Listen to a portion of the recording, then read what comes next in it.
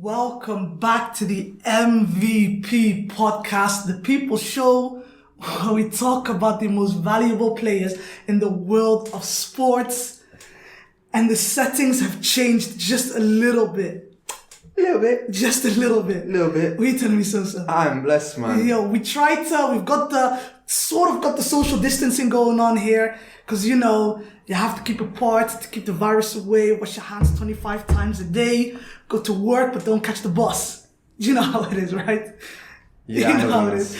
So today, we're doing a basketball episode. And Sosa, do you want to tell them what we're doing? Well, first off, guys, if you like the video, It's been so long since we've done this in the studio as well. Subscribe if you're new, share with your friends. But today, we are doing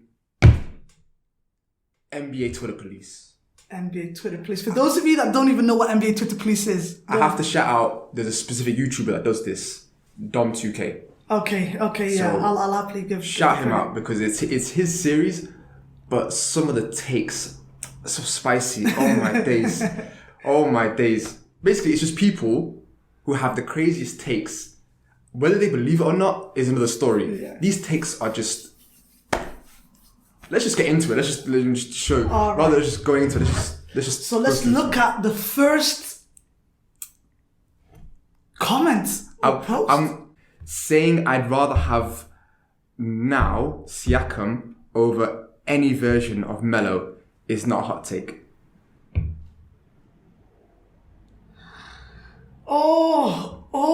They're saying taking Siakam now. This Siakam than any version of Melo. So we're talking 2015 Melo when he was at his peak, really. Those are the two we're comparing.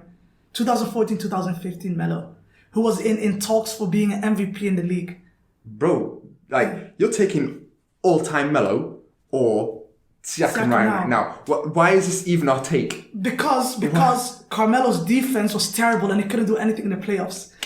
I understand it. No, Sosa, I swear I understand it. But I would take Melo. I would. But I agree with that person when they say it's not such a spicy take. It's just a take. Go on, you tell the people what you think. This is the guy that said that he's not a Hall of Famer. He is. I know. I've taken that back now. He is. 100% he is. 100% he is. I've taken that back. And I will take it back again. He is a Hall of Famer, no doubt. If it was given as, because again it says I'd rather have Siakam now than any version of Melo. Yeah, so Melo at his best. There are different versions of Melo. Yeah. You've got Nuggets Melo. Yeah. You've got Knicks Melo. You got Olympic Melo. Yeah. You got Hoodie Melo. Olympic Melo doesn't count. You got All Man Melo. You got Bare Melos. You got, Siakam on the ring, man. Yeah, again. Although it's as a second guy, but he still got... He wasn't, he wasn't the main option. Look, I'm not taking that. If anyone else wants to put Melo down like that, come see me outside. Oh, just to be clear, I would still take Melo. I would take... I'll pick Melo. Offensively, was one of the greatest, but all I'm saying is this, Sosa. These youngins forgot. Yeah, no, they did. I'm just saying it's not such a spicy take. It's just a take for me. It's just a take. But I am taking Carmelo Anthony. Okay, here's the next one. Okay, for any NBA fan out there, I would like to list players who are better than Kevin Durant. Number 1, LeBron. Okay. Number 2, Giannis. Okay. Number 3, James Harden. Okay. 4, Steph Curry. Yeah. Oh, wait, so they're saying these 4 people are ahead of Kevin Durant? It goes on. Oh. Steph Curry, Paul George, Damian Lillard, all better than Kevin Durant? Anthony Davis, Nikola Jokic. All better than Kevin Durant. Now, do you know whoever wrote that forgot what Kevin Durant really was, how good he really was. He's just been injured for so long now. Has he been injured for that long? People forgot his greatness. Yeah, no, people have forgotten his greatness. People do that all the time. Arguably, Kevin Durant could be top of that list. If you're talking right now, just as from a pure basketball standpoint, Kevin Durant has got an argument to say that he should be at the top. He can do everything offensively and he's a freak defensively. You know, it's crazy. When he was 2-time Finals MVP, at the height of his game, he still wasn't given his ratings. No, I didn't give him his ratings either. That wasn't even the best version of Kevin Durant. The best version of Kevin Durant was the last 2 years of his OKC reign, especially the year he won the MVP. That was peak KD. PKD is unstoppable. Even now, if he comes back from injury, it's going to be... I did say his injuries are going to take a toll, but bro, he's going to kill when he gets back. I think 80% of KD, would still be better than half those guys on that list. 100% better than Paul George. Especially... I take him over James Harden. I take him over James Harden. I take him over Giannis. I don't care how tough Giannis is. KD is better. And in every aspect for me, in everything that I need, I think KD is better. It's the immovable object versus the unstoppable force. Yeah. It's like who would win. Yeah. That needs to be a final that plays out. I don't care how it happens. At least in conference finals, but I would love to see that as well. But that list was too long. Yeah. That list was... Jokic, and I love Jokic, I love Harden, I love Paul George, but they shouldn't be in the conversation with KD. Ever. So drop the next one for us, Wilson. He's the greatest shooter.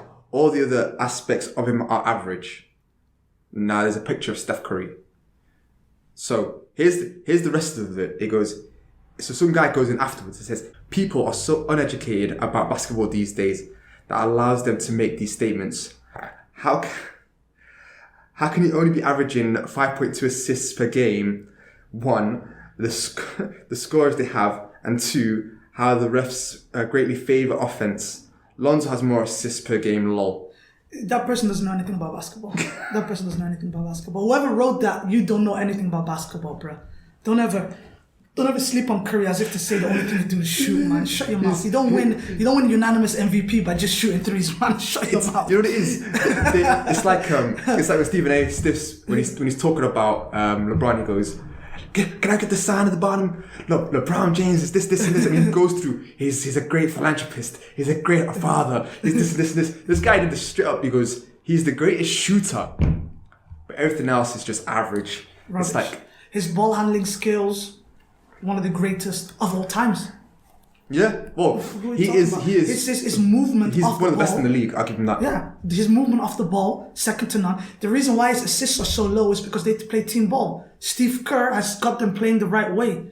All the assists will be shared amongst all the players. I think he doesn't handle the ball as often as people think he does. Correct me if I'm wrong, but during their height, Draymond was the leading because he was the one bringing up the ball so that he would free up Steph to come off these screens and hit those threes that you are so in love with. Let's be real. If you've got the greatest shooter of all time here, do you really want him assisting? No. I want him to shoot all day long. That's the brilliance of Steve Kerr. That's the little things that he tweaked that Mark Jackson didn't do. Oh, okay. I've got a spicy one. Okay. The Rockets might be better without Harden. They actually play more team ball with CP3 and could actually be a floor general. Oh, so this is last season's CP3 version. Maybe for a 5-game stretch, possibly. For a season, never. Yeah. We talked about Chris Paul in a few videos about how he's elevated his teammates, and he does that really, really well. Yeah. But when you have a guy like James Harden, who he doesn't elevate your teammates, but he's that much of a threat. He wins your games.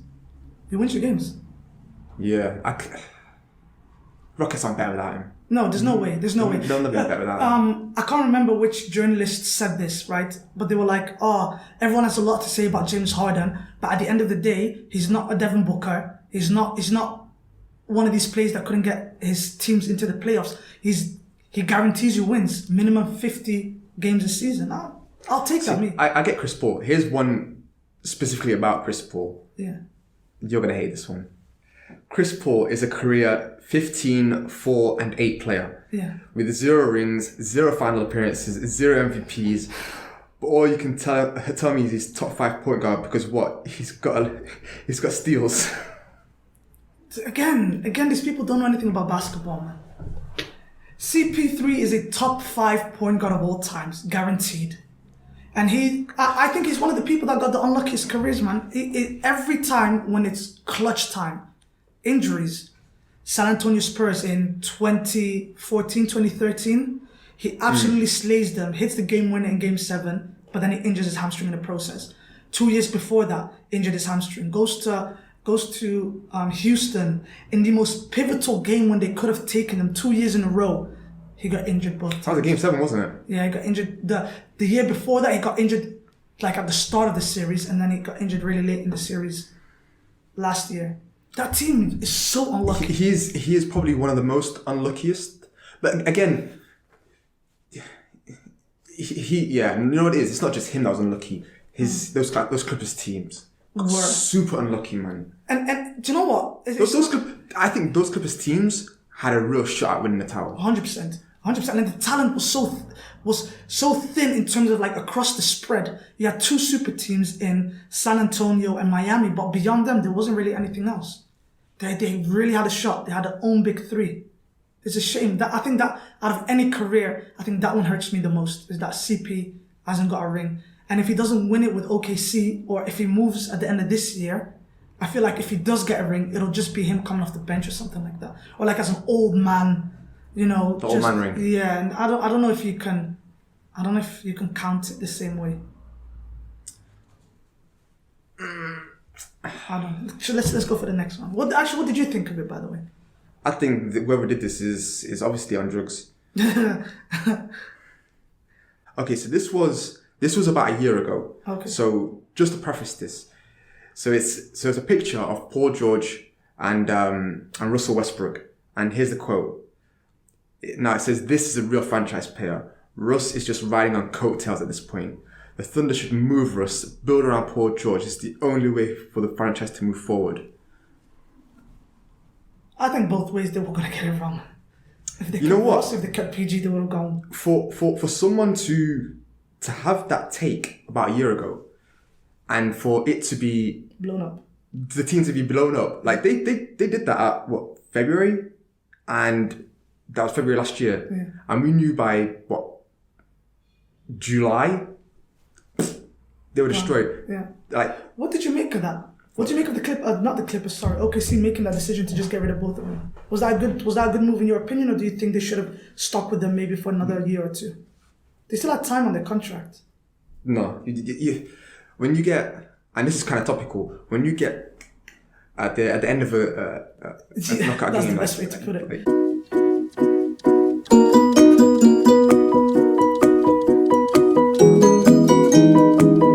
you can't go back. It's something has fundamentally changed. Like you have been put like a level. Like you're no longer like both of those guys. After that game, became a number one option. Yeah. You can never say, like, oh yeah, he's a number one option now. I can't see Paul George as the number one option anymore. I can't either. And do you know what's funny about this OKC thing? How many first picks did they get out of that? Like 4 first-round picks. 4 first-round picks, and they're still in the NBA playoffs. They got a couple from the Rockets as well. Yeah, and they're still in the NBA playoffs. They haven't dropped a step, and they've got the whole future ahead of them. I'm really excited. I hope they don't mess it up like Boston did when they had 1 million first-round picks and then only ended up with Jason Tatum and Jaylen Brown. That's the only thing. And they got Kyrie Irving for 2 years. Yeah, I mean, there's a lot they could do with those picks. There's a lot they could do with those picks. A lot. But the argument is, are any of those 2 picks going to be worth anything? All of them. You know what? Because of the way the NBA is set up and how everything's going to go now, it's going to take a couple of seasons. If the Clippers don't win anything, those picks could become super valuable. They could. And in about 2 years' time, their contract's up anyway, so they could be gone within a year. Both Kawhi and PG signed a 3-year contract, knowing that by next year, the team could decide to, do you know what? No, they're not staying, so we need to move them. But anyway, we need to put a stop to it there, man. So guys, I can't help but keep looking at the camera. I'm sorry, I have to do this all day because it's just... Thank you so much for watching, guys. Like Sosa said, if you like the video, please like the video. Subscribe if you're new, share with your friends. We appreciate all the love and support that you give us. And we'll be back again soon, right? Yeah, well, we'll see if we come back because I like this place. I like this place. All right, peace.